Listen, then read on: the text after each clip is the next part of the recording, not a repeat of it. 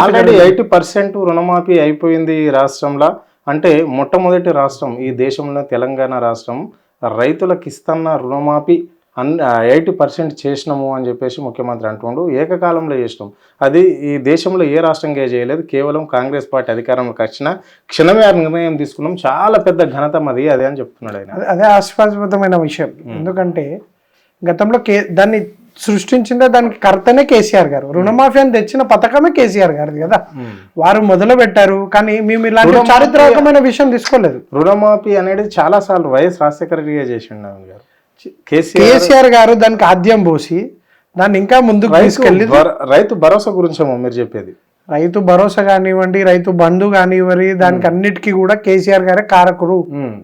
ఈ రాష్ట్రాన్ని సాధించిన తొలి ముఖ్యమంత్రిగా నా రైతన్న అనేవాడు ఎప్పుడు చేయి చాచి ఉండొద్దు, ఎప్పుడు పైన ఉండాలి రైతన్న అని భావించి రైతు వేదికలు ఎవరు కట్టిరండి? మళ్ళీ రాజశేఖర రెడ్డికి, మళ్ళీ చంద్రబాబు నాయుడుకి ఇది సాధ్యం కాలేదు. మళ్ళీ మీ కాంగ్రెస్ ప్రభుత్వం 50 ఏళ్ళు పరిపాలించింది కదా. మళ్ళీ అప్పుడు ఎందుకు ఆంధ్రప్రదేశ్ కదా చాలా పెద్దది కదా. ఇది ఇప్పుడు ప్రత్యేక తెలంగాణ ఏర్పడినాక చిన్నది కాబట్టి, తెలంగాణలో ఎంత అన్యాయం జరిగింది కాబట్టి కదా, నీళ్ళ కరువు ఉంది కాబట్టి కదా తెలంగాణ ఉద్యమం ఏర్పడింది. దాన్ని ఎత్తుకు పై ఎత్తెత్తి రాష్ట్రాన్ని సాధించిన వ్యక్తి కేసీఆర్ గారు కదా. రైతు రుణమాఫీ కానీ రైతు బంధు మేనిఫెస్టోలో లేని సృష్టించింది కేసీఆర్ గారు కదా. మేము 10,000 ఇస్తాం, 15,000 ఇస్తాం, మేము 2,000 పింఛన్ ఇస్తాం, మేము 4,000 పింఛన్ ఇస్తామని ఈరోజు అలానే హామీలు ఇచ్చి అలా గద్దెనెక్కి రాష్ట్రం అధికారం చేపట్టిన కానీ ఇప్పుడు నిధులు లేవని చెప్తారు. అంటే బట్టి విక్రమార్క గారు అంతకుముందు కాంగ్రెస్ పార్టీ కదా ఆయన పుట్టుక మొత్తం కూడా. మళ్ళీ అలా ఆర్థిక మంత్రిగా కూడా ఆయననే ఉన్నారు కదా. ఆయనకు తెలీదా ఆర్థిక పరిస్థితి ఎలా ఉందో తెలంగాణ రాష్ట్రందని? ఎలా బాండ్ పేపర్ల మీద సంతకం పెట్టి ప్రజలను మోసం చేశారు ఈ రోజు రాష్ట్ర మొత్తంగా కూడా. అరే చేస్తున్నారు, ఒక్కొక్కటి 6 గ్యారంటీలు అన్నారు, ఒక్కొక్కటి అమలు చేస్తున్నారు. మీరు కూడా మీలాంటి సీనియర్ జర్నలిస్ట్ కూడా ఈ మాట మాట్లాడితే మాకు నవ్వుగా అనిపిస్తుంది. ఎందుకంటే ఎక్కడ అమలు అవుతున్నాయి? నేను మీకు ఛాలెంజ్ కడుతున్నా, మీ కెమెరాని తీసుకొని నడువురి. ముఖ్యమంత్రి నియోజకవర్గం పోదామా, బట్టి విక్రమార్క గారి నియోజకవర్గం పోదామా? వాళ్ళు ఇచ్చిన మేనిఫెస్టో నేను ఏ ఇంటికన్నా పోతా, అడుగుతా 6 గ్యారంటీలు ఎక్కడన్నా అమలు అవుతుందంటే మా నాయకులు రాజీనామా చేస్తారు. బాగా చెప్తా. అంటే ఇప్పుడు మహాలక్ష్మి పథకం బ్రహ్మాండంగా అవుతుంది, నడు మరి పోదాం బస్సులలో. అంటే మహాలక్ష్మి పథకం ఒకటే చెప్పిరా మీరు? మహాలక్ష్మి పథకం ఒకటే హామీ ఇచ్చిరా? అవును, గృహలక్ష్మి ఇచ్చారు, గృహలక్ష్మి చేస్తున్నారు. మళ్ళీ అంటే ఎక్కడ చేస్తున్నారు అదే అంటున్నా నేను. దానిపైన మహిళకి 2,500 వస్తుందా? మహాలక్ష్మి పథకం కిందనే ఉంది. మహిళకు 2,500 ఇస్తాను మాట ఇచ్చిండు. ఎక్కడ వస్తుంది? మొన్న చేసిండు కదా 4 పథకాలను, మళ్ళా 26 నాడు చేశాడు కదా, జనవరి 20. అదే అడుగుతున్నాం మేము కాంగ్రెస్ నాయకులని.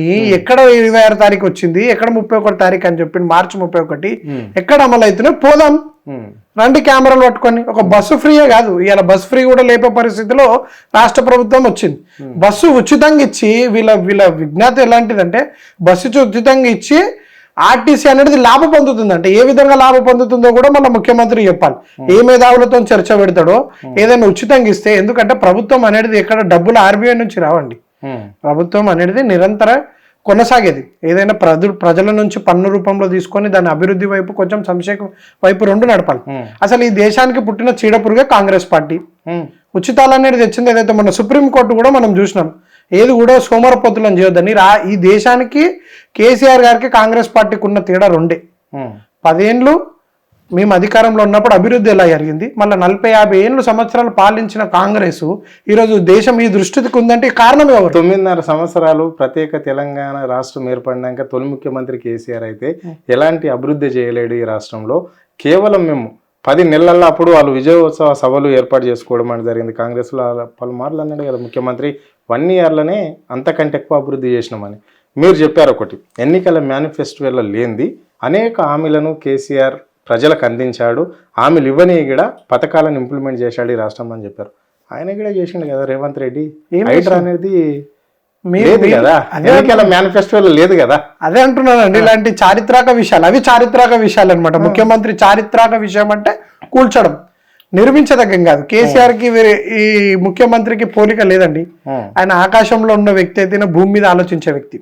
ఎందుకంటే రైతులు బాగుండాలి, పేద ప్రజలందరూ కూడా బాగుండాలి, బీసీలకు సంక్షేమ పథకాలు కానివ్వండి, గొర్రెల పంపిణీ, అలాగే చేయూత ఇచ్చి చేతన్నలకి నేతన్నలకు కూడా వీళ్ళందరికీ అభివృద్ధి చేసింది కేసీఆర్ గారు.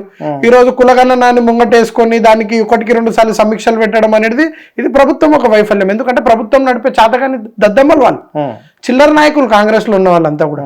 ఈరోజు మైకులు ఉన్నాయి కదా అని చెప్పి ఓడో ఏది పడితే అది మాట్లాడుతారు తప్ప మాతో రమ్మని పోటీ పడండి. అది ఏదైతే ఆటో పైలట్ మోడ్ లో ఉందని అన్నారు కొంతమంది పెద్ద పెద్ద నాయకులు, పారిశ్రామికవేత్తలు అన్నారు హైదరాబాద్ ఆల్రెడీ చంద్రబాబు నాయుడు డెవలప్ చేసింది ఇది మళ్ళీ ఇప్పుడు ఎందుకు కొనసాగుతున్నారు రియల్ ఎస్టేట్ ఎలా కుదేలైంది కేసీఆర్ గారు నిర్మించారు సెక్రటేరియట్ కేటీఆర్ గారు సృష్టించిన ఎన్నో ఉన్నాయండి ఇలాంటివి చెప్పుకుంటూ పోతే పథకాలు మేము చెప్పేది మీరు వినండి ఫస్ట్ కంటి వెలుగు కానివ్వండి ఏదైతే కేసీఆర్ గారు ఆలోచించిన రైతు బంధు కానివ్వండి రైతు భరోసా కానివ్వండి అలాగే ఇప్పుడు మీరు ఐటీ తీసుకున్నా కూడా కేటీఆర్ గారు ఈ గచ్చిబౌలి ప్రాంతం కానివ్వండి హైటెక్ సిటీ ప్రాంతం ఇప్పుడు ఎలా అభివృద్ధి చెందింది ఇది మేము చెప్పలేదండి పక్క రాష్ట్రాల నుంచి వచ్చిన వారు పక్క దేశాల నుంచి వచ్చిన వారు కూడా పరామర్శించి ఈ అభివృద్ధిని చూసి ఇది హైదరాబాద్ లో ఉన్నామా న్యూయార్క్ లో ఉన్నామా అని అలాంటి తలదన్న విధంగా ఈరోజు రాష్ట్రాన్ని తీర్చిదిద్దింది కేసీఆర్ గారి కుటుంబం ఈరోజు ఆ కుటుంబం పైన అనునిత్యం కాంగ్రెస్ నాయకులు విమర్శిస్తారు కుటుంబ పాలనే కేసీఆర్ది అని చెప్పేసి గతంలో ముఖ్యమంత్రి పలుమార్లు ఆరోపణలు చేశాడు అంటే ఆయన పీసీసీగా ఉన్నప్పుడు ఆయన ప్రతిపక్షంలో ఉన్నప్పుడు చాలాసార్లు అన్నాడు మరి ఇప్పుడు ఇక్కడ ఈ రాష్ట్రంలో నడుస్తుంది అంటే ముఖ్యమంత్రి మమ్మల్ని విమర్శిస్తారా లేదా గాంధీ కుటుంబాన్ని విమర్శిస్తారా తెలియదు నెహ్రూ గాంధీ ఇందిరాగాంధీ ఎవరు రాహుల్ గాంధీ ఎవరు ప్రియాంక గాంధీ ఎవరు సోనియా గాంధీ ఎవరు సంజయ్ గాంధీ ఎవరు ఇలా ఎవరు సరే మీరు జాతీయ నాయకులకే అనుకుందాం ఇప్పుడు తెలంగాణలో కూడా ఉత్తమ్ కుమార్ రెడ్డి భార్య లేదా బట్టి విక్రమార్క సోదరుడు జానారెడ్డి ఇద్దరు కొడుకులు పొంగులేటి శ్రీనివాసరావు వియ్యంకుడు ఇలా చెప్పుకుంటూ పోతే రాష్ట్రంలోనే కుటుంబ పాలన అనేది కాంగ్రెస్ మైనంపల్లి కొడుకుకి మైనంపల్లికి ఇద్దరికి టికెట్ ఇచ్చిన ఘనత కూడా కాంగ్రెస్ ప్రభుత్వం ఇవన్నీ కూడా పక్కన పెడితే ముఖ్యమంత్రి అన్న తమ్మునికి ఏ హోదా ఉందని చెప్పి వాళ్ళ అధికార లాంఛనాలతో ఎక్కడ పర్యటించినా వాళ్ళకి ఎస్కార్డులు ఎక్కడివి వాళ్ళు ఏమైనా ఎంపీటీసీయా జెడ్పీటీసీయా సర్పంచ్ ఇక్కడ కనీసం నామినేషన్ వేసిన దాఖలా కూడా లేదు ప్రజలు తిరస్కరించిన వాళ్ళు అంటే ముఖ్యమంత్రి అన్నదమ్ములలో అంటే ముఖ్యమంత్రి అన్నదమ్ములు అని చెప్పి ఇలానే చలామణి అవుతారా ఇది ఎక్కడ రాజ్యాంగ వాళ్ళు ఏం చలామణి చేస్తున్నారు రాష్ట్రంలో లగచర్ల ఘటన పూర్తి ఉదాహరణ కదా